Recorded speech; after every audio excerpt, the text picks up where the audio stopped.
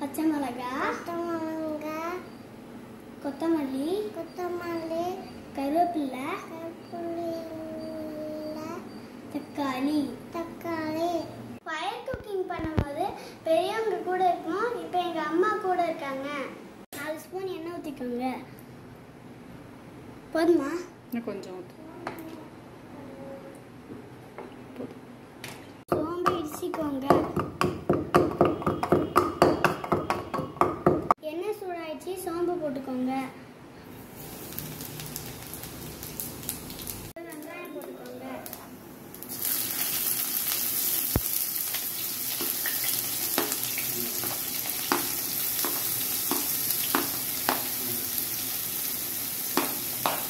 வெங்காயத்தை நல்லா வதக்கிக்கோங்க.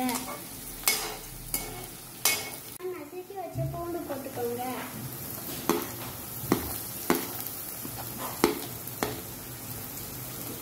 அதையும் போட்டு நல்லா வதக்கிக்கோங்க.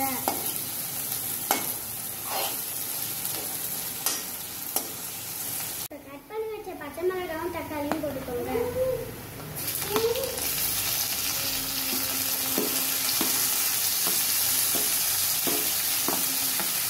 அப்புறமா அதை வதக்கிக்கோங்க. கருவேப்பிலை போட்டுக்கோங்க. நீங்க கொஞ்சம் உப்பு போட்டுக்கிட்டீங்கன்னா சீக்கிரம் வதங்கும்.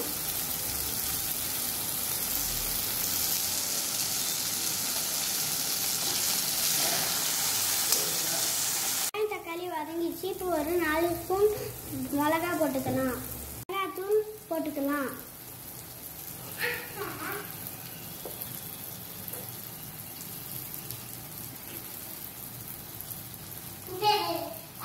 இப்போ இதை வந்து நல்லா வதக்கிக்கோங்க.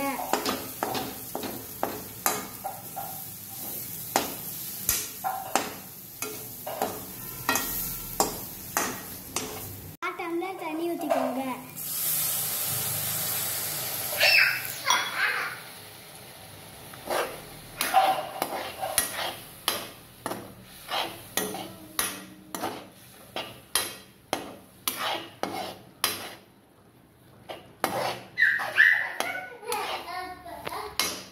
எறா நல்லா க்ளீனாக இந்த மாதிரி பண்ணிவிட்டு எடுத்து அந்த கிரேவியில் போட்டுக்கோங்க.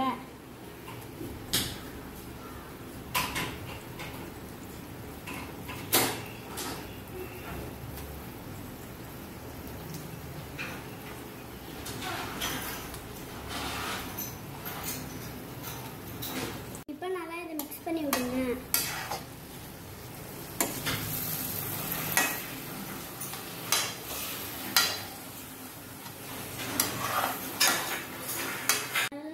பண்ணிட்டு மூடி வச்சிருக்கேன். இது கொஞ்சம் தண்ணி வேணும்னா இன்னும் கொஞ்சம் போட்டுக்கலாம் தண்ணி. எறா எப்பயுமே கொஞ்சம் தண்ணி விடும். பத்தலைன்னா நான் திறந்து பார்த்துட்டு தண்ணி வச்சுக்கலாம். நம்ம எறால கொஞ்சம் தண்ணி விட்டுருக்கு. இந்த தண்ணியே நம்மளுக்கு போதும். இப்போ இந்த டைம்ல கொஞ்சம் உப்பு இருக்கான்னு பார்த்துக்கணும்.